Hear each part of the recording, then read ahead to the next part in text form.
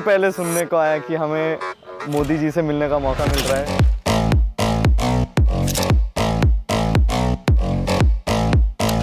Too fast, too much has happened. ये तो मुझे भी यकीन नहीं हो रहा है, सच्ची बताओ तो कि मैं यहाँ हूँ। वो एक्साइटमेंट अंदर रखना है ना, वो बहुत मुश्किल था मेरे लिए। तो पहले तो हमको देख के ऐसा लगा कि हमारे जो ड्रीम्स थे वो रियलिटी में बदल गए। आई थिंक ये वंस इन अ लाइफ वाला एक चीज़ हो गया जो मैं आई थिंक कभी नहीं भूल पाऊंगी। He is a global leader. Getting to meet him is insane.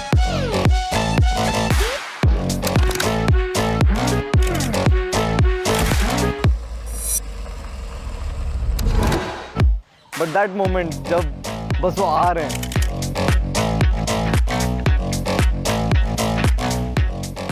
That was like heartbeat stop हो जाने वाला मोमेंट था वो। स्वागत है आप सबका।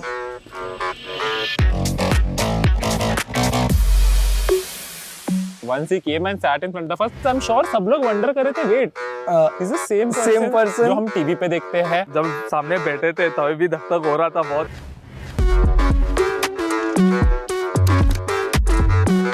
आप लोग एक दूसरे को कभी मिलते हैं या पहली बार मिले? नहीं मिलते हैं हम लोग, मिलते रहते हैं। मतलब आप लोगों का पुराना कारोबार है। तो जब आपको ये सूचना मिली होगी तो क्या लगा आप लोगों को? इस मोमेंट तक यकीन नहीं हो रहा था कि ये कुछ होने जा रहा है ऐसा। नहीं, पहले मिलेंगे फिर ही हम लोग सेलिब्रेट करेंगे, क्योंकि मालूम नहीं कैसे कब। हाँ, ऐसे आजकल तो फेक की दुनिया है ना। सर अभी भी नहीं लग रहा है कि आप सामने हैं। अच्छा, होने दीजिए। मेरे को यकीन नहीं हुआ पहली बात तो कि आपने बुलाया। तो सर एक बार लगा कि जो आपसे ये बात करने का मौका मिलेगा डेफिनेटली हम लोग फ्रंट फुट में आ जाएंगे और हमारा जो सबका एक गोल है ना वो आज वैलिडेट हो गया सर। वो गेमिंग की जीत हो गई सर, आप बुलाए वो आज इंडस्ट्री जीत गई। जो थोड़े दिन पहले नेशनल क्रिएटर्स अवार्ड हुआ था, इवन उस टाइम को भी हमें यही लगा था कि फाइनली इतने सालों के बाद ऐसे लग रहा है कि Creators गवर्नमेंट इज रिकॉग्नाइजिंग हमारी क्रिएटिविटी। जो हम यूट्यूब पे करते, जो हमें लगता था कि हाँ हमारी लोग देख रहे हैं, फैंस देख रहे हैं, यही हो रहा है। बट आप लोगों ने उस क्रिएटिविटी वाले अवार्ड में भी अप्लाई किया था? मैं तो गया था सर। हम तो बिल्कुल आपके इतने दूर बैठे हुए थे उस टाइम पे, उससे भी यकीन नहीं हो रहा था। आप परिचय बता दीजिए पहले सबका। नमस्कार सर, मेरा नाम अनिमेश अग्रवाल है। मैं 28 साल का हूँ। मैं गुवाहाटी असम से हूँ। मैं बहुत ही यंग एज में पढ़ाई कर रहा था जब मैं सीए का। कोई यंग एज में पढ़ाई करता है? जी सर, वही मतलब कंपेयर टू कि अभी भी 28 साल का ही मैं खुद को यंग ही मानता हूँ, तो मैं और यंग की बात कर रहा हूँ।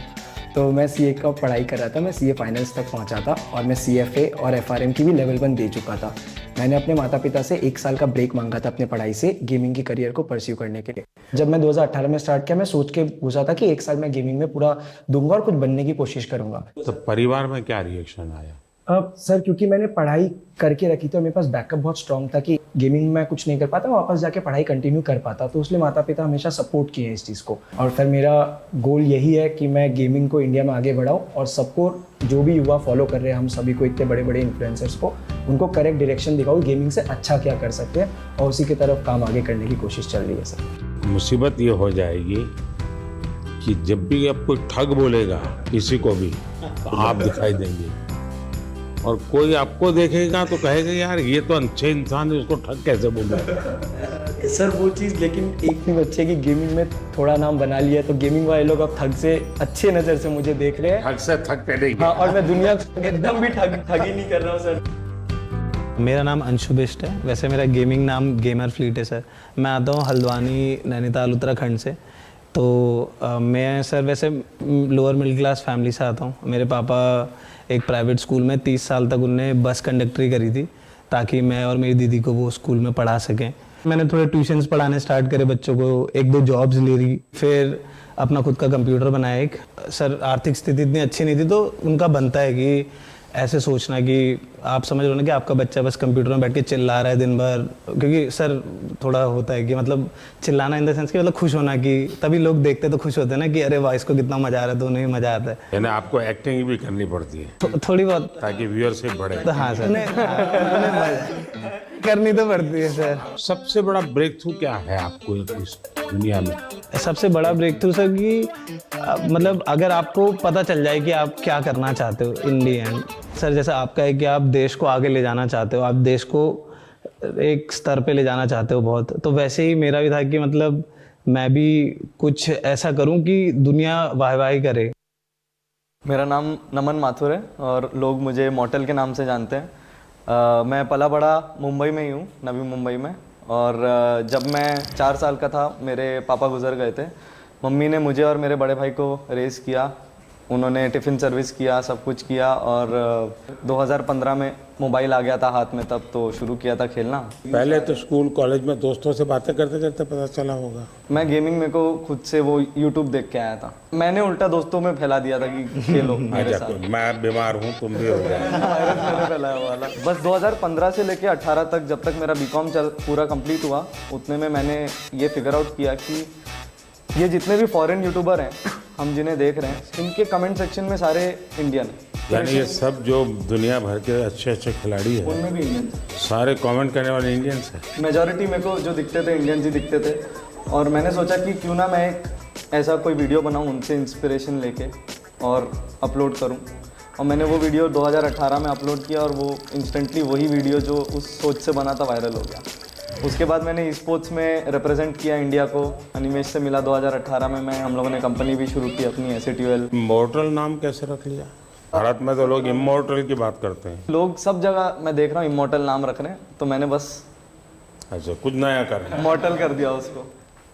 मेरा नाम पायल धारे है, सब लोग पायल गेमिंग के नाम से जानते हैं। मैंने इन सब के बाद स्टार्ट किया है एंड मैंने सोचा नहीं था कि मैं इंडिया की लीडिंग फीमेल क्रिएटर बनूंगी।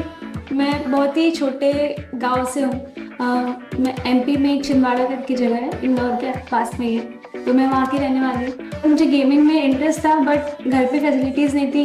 12th तक भी हमारे पास घर पे फ़ोन नहीं था खुद का, तो गेमिंग में थोड़ा थोड़ा इधर उधर देखते रहते थे, या दोस्त के जो भाई वगैरह है वो कैफेज जाते थे गेम खेलने, तो वहाँ से थोड़ा बहुत नॉलेज आया कि गेमिंग भी कुछ होता है। तभी के टाइम पे यूट्यूब पे गेमिंग पॉपुलर होने लगी थी इंडिया में भी, तो मैंने सोचा कि क्यों ना मैं भी इसको एक ट्राई दूँ और लड़कियों को भी एक ऐसा ऑप्शन मिले कि इसमें भी आप करियर बना सकते हो। लड़कियों का इसमें आना कितना संभावनाएं बढ़ती हैं? फिर सबसे बड़ी चीज़ यही है कि पेरेंट्स बहुत घबराते हैं कि बाहर जाके काम ना करें, एंड कई फैमिली में थोड़े रिस्ट्रिक्शंस भी होते हैं कि बच्चियों को मौका नहीं दिया जाता, तो उनके लिए ये बहुत ही अच्छा स्टेबल करियर ऑप्शन है। एंड जब मैंने शुरू किया था तो मेरे पास भी 100-200 ऐसे लड़कियों के मैसेज आते हैं कि हमने आपको देख के स्टार्ट किया, तो सर थोड़ा घबरा रही हूँ मैं। थोड़ी सांस लीजिए फिर बात करते हैं। मेरा नाम मिथिलेश पाटनकर है, मेरा गेमर नेम मिथपैट है। मैंने जो ट्राई किया है कि हमेशा से यूनिक कंटेंट देना है, एंड आई थिंक उसी की वजह से लोग मुझे पसंद करते हैं। तो गेमिंग, एंटरटेनमेंट, मिमिक्री, ये सब मिलके मैं बनाता हूँ मेरे वीडियो। पूरा सलाड बना देते हैं। मैं चाहता था कि इंडिया से एक ऐसा कंटेंट मैं बनाऊं जो बाहर के लोग भी देखें, लोग अप्रिशिएट करें। आज से 2 साल पहले एक स्ट्रीमी अवार्ड्स होता है, बोलते हैं कि this is one of the best award. तो इंटरनेशनल कैटेगरी में I was the only Indian to get nominated, and Los Angeles में अवार्ड होता है, so I got that award. And I think that is also one of एक बहुत proud opportunity थी मेरे लिए ये। नमस्कार सर, मेरा नाम तीर्थ मेहता है, मैं भुज कच्छ गुजरात से हूँ और मैं 2014 से हार्टस्टोन नाम की एक गेम है उसमें compete कर रहा हूँ। तो भुज में ये बीमारी कहाँ से आई? सर ये तो ऐसा है ना कि हर कोने कोने में फैली हुई है अभी तो। लोग आपको कच्छ में जानते हैं कि ऐसे कुछ कर रहे हैं आप? हाँ, अभी तो मतलब बहुत सारे लोग कि लेकर के जाना पड़ता है? नहीं अभी तो क्या आप मुझे देखिए, मेरे पास तो ये है। हाँ, मतलब इनिशियली तो किसी को पता नहीं था, बट जब से ये मेडल हासिल हुआ है तब से काफ़ी मतलब कहे तो सब पहचानने लगे हैं। हेलो सर, मेरा नाम है गणेश और लोग मेरे को SK रोसिया से जानते हैं, और मैं बेंगलुरु से हूँ और मैं एक प्रोफेशनल ई-स्पोर्ट्स एथलीट हूँ। जो मैं जब से कॉलेज में मैं गया, दोस्त लोग ने मेरे को गेम को इंट्रोड्यूस किया और जब मैं खेला, अचानक से उधर जो भी लोग खेलते हैं उन सबसे अच्छा खेलने लगा। तो मेरे दिमाग में आया कि ये चीज़ मेरे को असली में मज़ा आता है करने में और इस पे मेरे को कुछ बड़ा करना है। मैं जब 17 ईयर ओल्ड था, मैं इंडिया को रिप्रेजेंट किया 2017 इंडोनेशिया में। तो जब मेरा सक्सेस मिला और when I could take the responsibility, मेरा माँ बाप का जो ड्रीम था घर बनाने का, वो मैं कराया और दोनों को जॉब से रिटायर कराया और अभी सब रिलेटिव्स बोलती बंद। आई वाज लाइक धक धक हो रहा था पूरा कि क्या बात करूँ उनके सामने, बट आज जब मिला आई जस्ट लाइक जो भी मन में है, जो भी मेरा स्टोरी है, जो मेरे को जानता है, वो सब बोल दिया मैं उनके सामने। एक साथ आप लोग कितने घंटे खेलते हैं continue? I think e sports athlete जो होते हैं वो दिन के 6 से 7 घंटे प्रैक्टिस के देंगे, क्योंकि वो उनकी पूरी रूटीन होती है। वो दिन में उठने का समय, गेम का समय, डाइट, सब कुछ होता है। कंटेंट क्रिएटर्स का सर अगर मैं बताऊँ तो आई थिंक सब लोग ऐसे होते हैं कि दिन में 12 घंटे सिर्फ सोच ही रहे हैं, और फिर हो सकता है वीडियो बनाने में वो 2 घंटे ही बन गए या फिर वो 10 दिन तक नहीं बने। हमारे देश में क्रिएटिव की दृष्टि से गेम की दुनिया में कंट्रीब्यूशन कितना होगा? पिछले 2 साल में जो कंटेंट बन रहा है इंडिया में यूट्यूब पे, वो बहुत नेक्स्ट लेवल बन रहा है। लाइक सब ऑफकोर्स लोगों के पास फोन्स आ गए हैं, सबके पास अभी इंटरनेट एक्सेस आ गया, तो हम लोग ऐसा नया नया कंटेंट देख रहे हैं इंडिया में जो आई थिंक वर्ल्ड में किसी ने बनाया नहीं है। मैं शौक हो जाता हूँ कि इंडिया में इतना सस्ता है, इतना मतलब अच्छा है। इवन फॉर एग्जाम्पल अगर गेमिंग बाजू में रखे तो एग्जाम्पल यूपीआई भी इट्स ऑल्सो सिस्टम जो बाहर इतना अच्छा नहीं, मतलब कोई सिस्टम नहीं है जो इंडिया में। It's a blessing. गेमिंग की दुनिया में आज करोड़ों बच्चे हैं, उनको ये मालूम है कि हमारे यहाँ इंटरनेट इतना सस्ता है, उसी के कारण उनके लिए अपॉर्चुनिटी बनी है। पता है? बिल्कुल सर, अगर मैं तो खुद ही मानता हूँ सर कि आप पूछोगे ना, वो सबसे पहले बोलेगा फ्री इंटरनेट। यहाँ पे जो भी बैठा है हम सब, हमारी शुरुआत ही ऐसी हुई है सर। जिस तरह से free internet, cheapest internet I think India के टॉप 5 चीपेस्ट कंट्रीज में आते हैं। तो सर आज के दिन भारत में 15,000 गेम डेवलपर्स कहे जाते हैं, एंड 1400-1500 से ज़्यादा गेम स्टूडियोज भी है। सर वैसे तो भारत में अगर आप देखो जो गेमिंग है 5 से 6 साल पहले ही बूम होनी शुरू हुई। 2019 में आई थिंक मैं बोलता हूँ कि गेमिंग काफ़ी स्पीड पकड़ी, रफ्तार पकड़ा, और सब कुछ मेरे आने के बाद जी जी।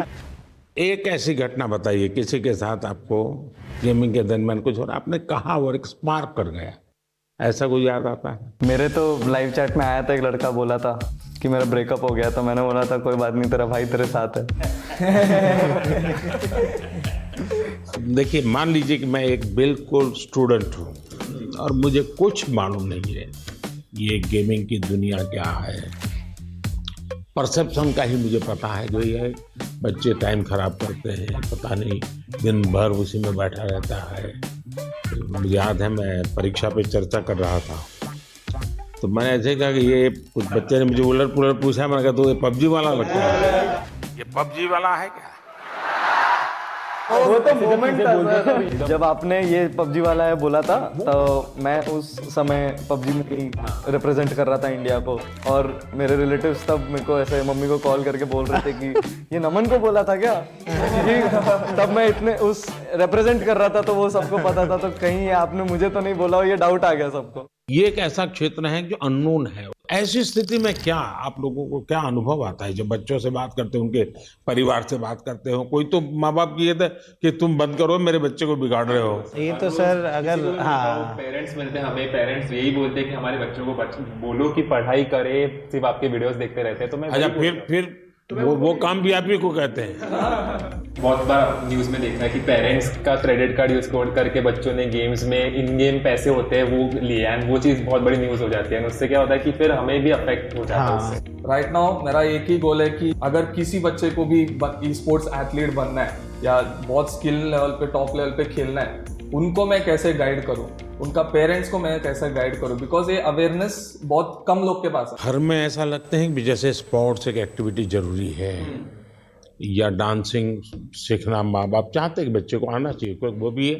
एक व्यक्तित्व के विकास का एक हिस्सा है, लेकिन ऐसी चीजों को प्रतिष्ठा मिलने में सदियों की एक पुरुषार्थ रहा है। अगर देखी जाए हमारा देश स्पोर्ट्स में हमेशा बहुत आगे रहा। आज के दिन भारत का one of the most popular sport cricket है, पर अगर 1983 वाली वर्ल्ड कप नहीं जीती तो मे बी सब लोग उतना क्रिकेट में नहीं जाते, और अगर मे बी देश में एक सचिन तेंदुलकर जैसे बड़े नाम नहीं आते तो सब लोग वो बनना नहीं चाहते। सर गेमिंग 5-6 साल पहले ही शुरू हुआ, और आज काफ़ी लोग हैं इंडस्ट्री में, कम्युनिटी में हमारे जैसे गेमर जिन्होंने भारत को रिप्रेजेंट करके नाम कमाया। तो सर आई थिंक आज कोई गेमिंग के लिए अगर ये पूछे कि ये क्यों करना है, तो मैं उनको यही जवाब देता हूँ कि इसको आप साइड हसल रखिए। जो लोग सोचते हैं अनऑर्थोडॉक्स है, बेकार चीज़ है, टाइम वेस्ट कर रहे हैं लोग अपना, उसको करके आप प्राइम मिनिस्टर, अभी हम लोग प्राइम मिनिस्टर सर के रेजिडेंस में, तो वहाँ तक जाके उनसे बैठ के एक राउंड टेबल में बैठ के उनसे बातें कर सकते हो, तो वो बहुत अनरियल था। और फॉर श्योर लोग अब गेमिंग को एक अलग नज़रिए से देखेंगे कि हाँ ये भी कुछ है, और इसमें भी कुछ करा जा सकता है। एज अ गेमर मैं कहूँगा कि ये मेन इम्पोर्टेंट चीज़ जो पीएम सर ने मेंशन की कि डाउन द लाइन ग्रो करना है एक इंडस्ट्री को, तो उसमें एक पेरेंट्स का इन्वॉल्वमेंट बहुत ज़रूरी है। उनका वही पेरेंटल एडवाइस, पेरेंट्स की सपोर्ट करना वो एक बहुत इम्पोर्टेंट फैक्टर है। आपकी दृष्टि से मुझे बताने जैसी कोई चीज आपको लगती है, यार आपको कुछ मन में प्रश्न है, तो आप क्या कोई रेगुलेटरी बॉडी हो सकती है? रेगुलेट शब्द ठीक नहीं होगा, वरना सरकार का स्वभाव होता है हर चीज में हाथ डालना। सरकार का मूल नेचर ये है। अब दो चीजें होती है कि या तो आप उनको दबाने की कोशिश करो, या तो कानूनी सारे बंधन लगा करके उनको अलग करो। दूसरा है कि आप चीज को समझो, समझ करके हमारे देश की रिक्वायरमेंट के अनुसार उसको मॉडिफाई करो, उसको कुछ कानून नियम व्यवस्था के अंदर ढांचा में लाओ, उसकी एक प्रतिष्ठा बढ़ाओ। अगर प्रतिष्ठा बढ़ जाती है तो फिर बुरा करने वालों को बहुत देर लगती है। मेरी तो कोशिश है कि देश की स्थिति इतनी आगे ले जाएं हम कि 2047 तक खास करके मध्यम वर्गीय परिवारों की जिंदगी से सरकार बिल्कुल बाहर निकल जाए। वरना ये कागज लाओ, वो कागज लाओ, ये दो, यहाँ क्यों गया, वहाँ क्यों गया, उसी में ही जिंदगी फंसी हुई है। सरकार की जरूरत गरीब को होती है, उसको मुसीबत के समय सरकार मिलनी चाहिए।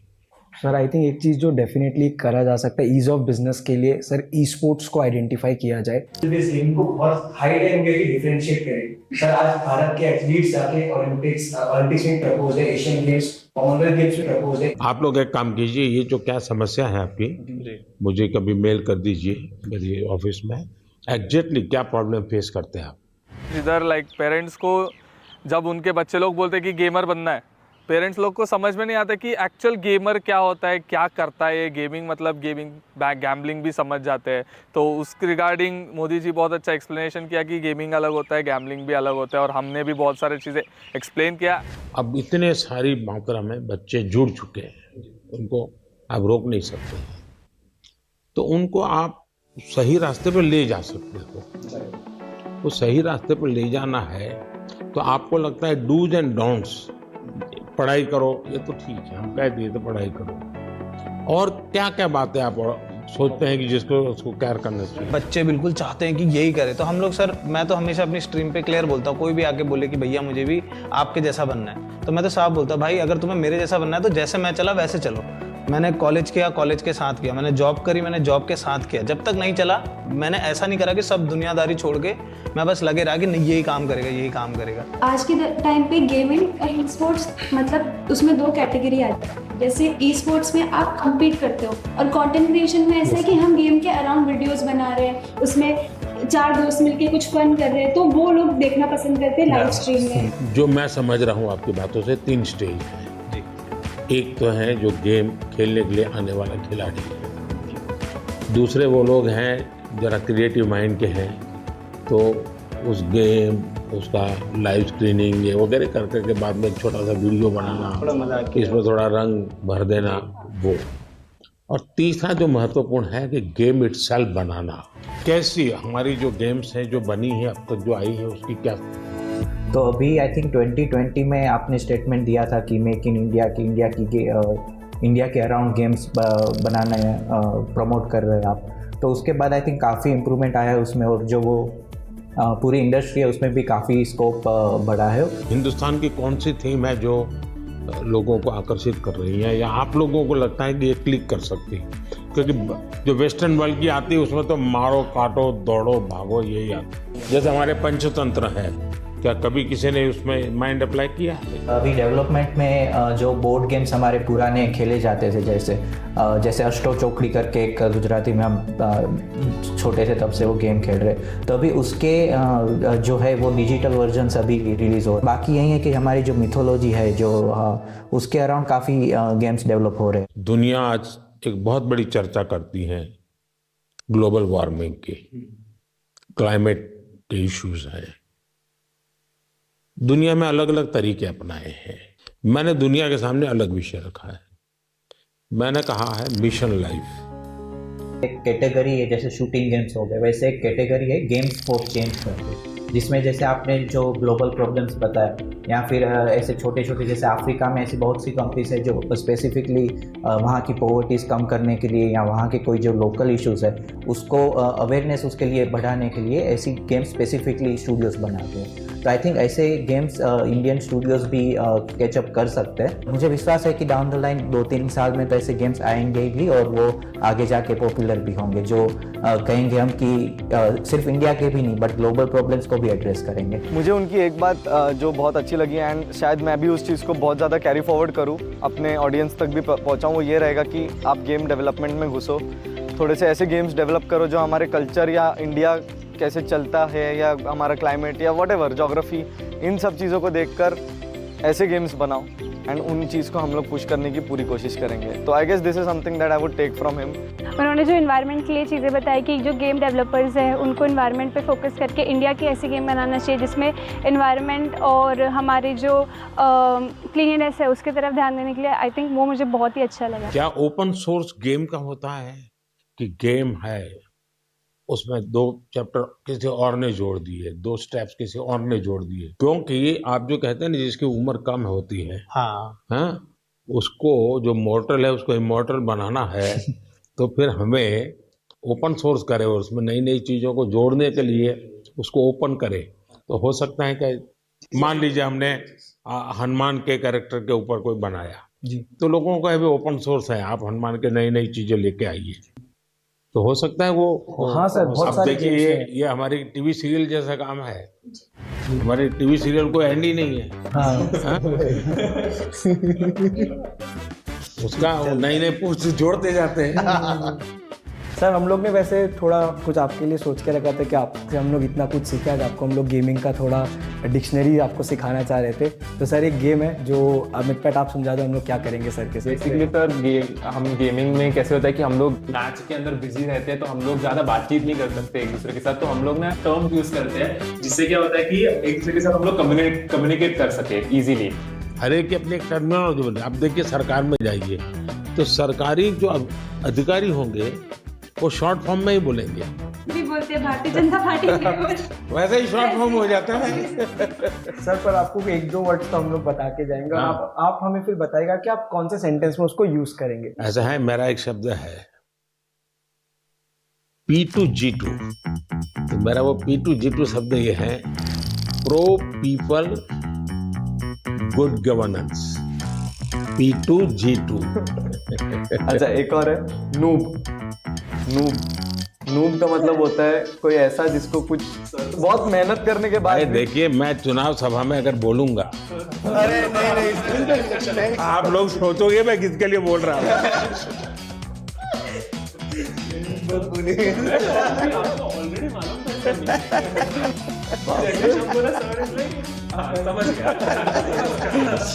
अगर मैं बोल दूंगा आप तो लोग उसके लिए बोला है। ग्राइंड करके एक वर्ड होता है, तो ये तो खैर आप गेम में भी इस्तेमाल कर सकते हो, आप कहीं भी इस्तेमाल कर सकते हो। ग्राइंड मतलब सर मेहनत करना हो गया बेसिकली। जैसे अगर मैं माइनक्राफ्ट खेलता हूँ तो मुझे उसमें एक एक चीज़ सीखने के लिए ग्राइंड करना पड़ता। तपना सर, तपना, हिंदी में आसान भाषा में तपना। और दूसरा है सर GT है, गॉट टू है। मतलब हम जनरली कोई भी गेमिंग सेशन एंड करते हैं तो दोस्तों को कहते हैं कि अभी मैं क्लोज कर रहा हूँ, जाना है, तो हम टाइप करते हैं GT, गॉट टू। चलो निकलते मतलब अवे फ्रॉम कीबोर्ड, यानी कि आप गेम खेल रहे हो, 4 लोग एक टीम में एक साथ खेल रहे हैं, अचानक से मम्मी ने बुला दिया कि खाना रेडी हो गया, तो वो फोन इधर ऐसे छोड़ के जाएंगे तो वो मतलब गेम में हार जाएंगे। तो टीम मेंबर्स आके हमें, अगर हम चाहते कि टीम मेंबर्स को समझे कि सुनो मैं जा रहा हूँ लेकिन मेरी जगह तुम लोग लो, तो हम लोग AFK लिखते हैं, अवे फ्रॉम कीबोर्ड, मतलब मैं नहीं हूँ पर तुम लोग संभाल लो। यानी एक दूसरे को कह करके जाते हैं, इतनी डिसिप्लिन फॉलो करते हैं। और सर सबसे बड़ी चीज आपको कूलेस्ट PM कहा जाता है हमारे शहर में। अगर कि सबसे कूल अगर कोई है तो वो हमारे PM है। एंड आप जैसे मतलब हमारे और आपकी उम्र में काफी डिफरेंस है, लेकिन फिर भी एक नहीं आपने किसने बताई ये मीडिया में सब आता है, वो सच मत मानो। हाँ मतलब सर आप भी जेंजी है हमारे मैं कलर करके बाल वाइट रखता हूँ ताकि जरा लोगों को लगे कि मैं बैठा हूँ। आपने एक मुझे याद है मुझे बहुत अच्छी बात है कि YouTube फैन फेस्ट में आपने जब सर सिंपल चीज वही लाइक शेयर सब्सक्राइब सब लोग पागल हो गए। आप लोग को कूलेस्ट पीएम को गेमर टैग देना चाहिए। हम लोग सब गेमर्स के नाम है, सर का कोई नाम नहीं है। नाम तो I think सर आप इंडिया ने मुझे बहुत पहले से नाम दे के रखा है डबो। तो वो हम लोग क्या कहते हैं, नमो OP in the chat. Sir OP is Overpowered. और आपको सबसे ज्यादा ही होता सबसे ज्यादा पावर। सर अभी कुछ आपके साथ गेम्स चलिए। थे। सर हम बहुत एक्साइटेड है आपको गेमिंग सिखाने के लिए। आपको ये पहनाता हूँ। करके पहन। हाँ लूज फुल लूज। सिर्फ हाथ मूव करना है हाँ आगे पीछे मत। जोर से मारिए, हाँ मारिए। मतलब फर्स्ट गो में जिस हिसाब से उन्होंने किया, we were mind blown. India के सब गेमर आज खुश हो गए हैं। वाओ, कैसा था आपका अनुभव ये खेल के? अच्छा ही है, लेकिन सब आप इतनी जल्दी अडैप्ट भी कर लिया, एक्सपेक्ट नहीं किया था मैंने। आप लोगों से ट्रेनिंग लिया। ये देखिए राइट नीचे आना है ना। किसी को नहीं मिल सकता, उतना मुश्किल है मिलना। जो मौका हमको मिला तो this will be the best moment of my life where we played games. आप अंदर चले जाइए यहाँ से। देखिए अब यहाँ पे आ गए आप, स्पीड भी बढ़ चुकी है अब। मैं बहुत खुश हूँ क्योंकि ये एक इंडियन गेम है, फर्स्ट टाइम मतलब सर खेल रहे हैं। माधुर जी क्या बात है, पहुंच गए। गेम इतनी ही है कि नहीं गेम तो बहुत बड़ा है। इनको मिलेगा एक त्रिशूल मिलता है यहाँ पर, तो वो त्रिशूल लेके फिर उनको आगे बढ़ना होता है। ये देखिए ये त्रिशूल है यहाँ पे, तो जैसे ये इन्होंने ई दबाएंगे तो इनको ये त्रिशूल मिल जाएगा। अब इनको पहला हथियार अपना वेपन मिल चुका है। अब ये लेके वो आगे लॉर्ड विष्णु एंड माँ दुर्गा के गाइडेंस से अपने भाई को बचाएंगे। ये पूरे गेम का शुरुआत और पहलू है। एक बात तो है, हम लोग इतने टाइम से इंस्पायर कर रहे हैं लोगों को गेमिंग करने के लिए। आज आपने हमारे जितना इंस्पायर एक दिन में कर दिया। यानी आप लोगों का कितना समय जाता होगा इसमें देखता हूँ। सर आपको कैसा लगा आज गेमर्स से बात करके? मैं अभी नया हूँ इस दुनिया में, तो मैं बहुत सोचूंगा इस पर। युवा पीढ़ी का भला भी हो जी और इसका एक पॉजिटिव क्रिएटिव उपयोग कैसे हो। मुझे ऐसे, मैं चाहता हूँ हमारे लोग इसमें आगे जाए और हम दुनिया में चीजों को लेके जाए। सो सर अभी हम लोग स्टम्बल गाइस करके गेम खेल रहे हैं। तो कोड है, रूम कोड है सबका 982 हाँ 981। Okay, join everyone. ज्वाइन। ऐसे इस गेम में कैरेक्टर्स होते हैं जिनको आगे आगे जाना होता है, रेस होती है, ऑब्स्टैकल्स होते हैं। आपके कैरेक्टर का नाम नमो है। या ये जॉयस्टिक है। हाँ ये सर आपका कैरेक्टर है और ये जंप बटन है। मैं पूरा दिमाग खपाऊंगा जरा। अगर आप इसको ऐसे फिंगर रख के मुंह ऊपर की तरफ करोगे तो आगे की तरफ मैं आगे जाता हूँ। सर हुए सर आप। तो इसको आप यहाँ पे सर हाथ रखिए और इसको टच स्क्रीन के जैसे ऊपर की तरफ कीजिए। चलिए सर, चलिए। अच्छा इधर जंप करना है। जैसे ही नीचे जाएगा राइट वाला बटन दबाना है आपको। चलो कोई बात नहीं, बहुत बढ़िया, बट बहुत मजा आया। बहुत मजा आया बहुत मजा आया। गाइस। सर से सक्सेसफुली हमने मोबाइल गेम खिलवा दिया। Speak in India. भगवान करे मुझे इसकी आदत ना लगे। सबके साथ सर ये तो बनता है। हम लोग कुछ चीजें लाए थे आपसे साइन कराने के लिए जो हमारे गेमिंग से जुड़े। आप 2 मिनट विराजमान हो जाते तो टेबल पे। For sure, NaMo OP. आप लोग एक काम शुरू कीजिए। हर एक को कहिए कि खुद की सिग्नेचर अपनी मातृभाषा में करें। लोग अब गेमिंग को एक अलग नजरिए से देखेंगे कि हाँ ये भी कुछ है और इसमें भी कुछ करा जा सकता है। ये पहना दीजिए क्या? अच्छा इसको पहनोगे? शाबाश। Thank you sir, thank you.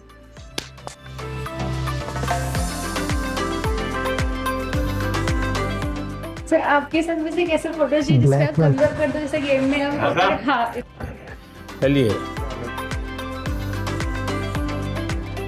I think Indian gaming peaked I think today.